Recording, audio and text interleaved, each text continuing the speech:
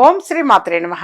ఇప్పుడు తెలియజేసే అంశము, ఇంట్లో శాంతి నెలకొలవాలంటే అంటే కుటుంబ సభ్యుల మధ్య శాంతి అనేది ఉండాలి అనంటే, సఖ్యత అనేది ఉండాలి అనంటే, ఫైనల్ గా మన ఇంట్లో శాంతి అనేది ఉండాలి అనంటే తప్పనిసరిగా 5 బుధవారాల పాటు ఈ విధంగా ఆచరించాలనంటే, మీరు గణపతికి తప్పనిసరిగా 21 తమలపాకులు అనేవి తీసుకొని వెళ్ళి తమలపాకులు అనేది గణపతికి సమర్పించటము.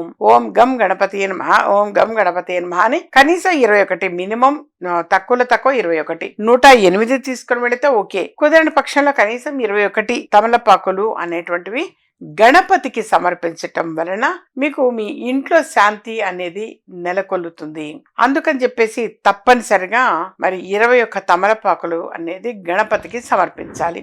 అది 5 బుధవారాల పాటు ఈ విధంగా ఆచరించాలి. అలా చేశారు అనంటే తప్పనిసరిగా కుటుంబ సభ్యుల మధ్య శాంతి అనేది చోటు చేసుకుంటుంది, సఖ్యత అనేటువంటిది ఉంటుంది, మానసిక ప్రశాంతత అనేది ఉంటుంది.